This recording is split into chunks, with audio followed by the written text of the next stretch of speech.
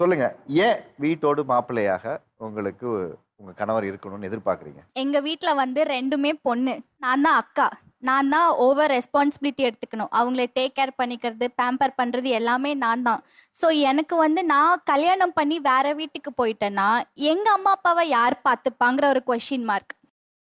ஒரு கல்யாணம்னு வந்தாலே பொண்ணோட லைஃப்ல வந்து நிறைய சேஞ்சஸ் வரும். அவங்க ஆசாசியா படிச்சு ஆசைப்பட்டு வாங்கின வேலையை குவிட் பண்றதுக்கான நிலைமை பாஸ் பண்ணுவாங்க. ஒரு சிலர் வந்து ஒரு படி மேலே போய் அதை குவிட் பண்ணிடுவாங்க.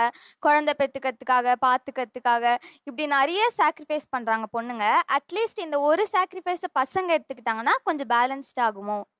நீங்க சொல்லுங்க. நீங்க ஏன் வீட்டோட மாப்பிள்ளைய எதிர்பார்க்குறீங்க? இப்போ என் வீட்ல ரொம்ப ஸ்ட்ரிக்ட். எனக்கு சின்ன வயசுலேருந்து பக்கத்துல வீட்டுக்கு கூட போக விட மாட்டாங்க.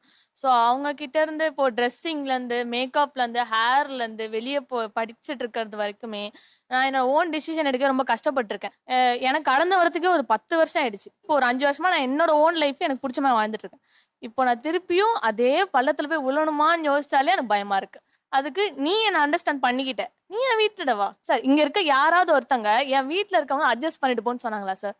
அங்க இருக்க முக்காவாசி பசங்க என்ன கேட்டாங்க, என் மதர் அட்ஜஸ்ட் பண்ணிட்டு போ, என் ஃபேமிலி அட்ஜஸ்ட் பண்ணிட்டு போ, எனக்கு என் குடும்பம் முக்கியம். குடும்பம் முக்கியம்னா கல்யாணம் பண்ணிக்காதீங்க, சம்பாதிக்கிற காசுல வேலைக்காரி வச்சுக்கோங்க, வைஃப் எல்லாம் எதிர்பார்க்காதீங்க. நாங்க எப்படி எங்க வீட்ல ராணி மாதிரி இருக்கோமோ அதே மாதிரி வரப்போற மருமகனும் எங்க வீட்ல ராஜா தான். என்ன நாங்க 24 வருஷம் ஒரு சரௌண்டிங்ல வளர்ந்தோமா, ஒரு பாசத்துல வளர்ந்தோமா, இதெல்லாம் விட்டு கொடுத்துட்டு நாங்க இன்னொரு வீட்டுல போய் அவங்கள அட்ஜஸ்ட் பண்ணி, அவங்க பேரண்ட்ஸ் அட்ஜஸ்ட் பண்ணி, அவங்களுக்கு ஏத்த மாதிரி அது என்ன சொல்லுவாங்க மாமியார், என் பையன் இதெல்லாம் சாப்பிட மாட்டான், நீ ஏன் அதெல்லாம் பண்ற?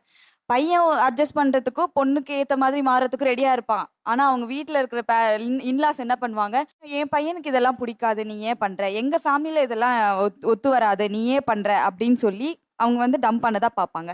நாங்க மருமகளா போகும்போது எல்லாத்தையும் நாங்க சாக்ரிஃபைஸ் பண்ணி, நாங்க அட்ஜஸ்ட் பண்ணி, டாலரேட் பண்ணி, நாங்க இவ்வளவு நேரம் வந்து இது வந்து நீங்க கலாச்சாரம்னு சொல்லிட்டீங்க, அந்த கலாச்சாரத்தை மாத்துவோம், பையன் வாங்க ராஜாவா இருங்க.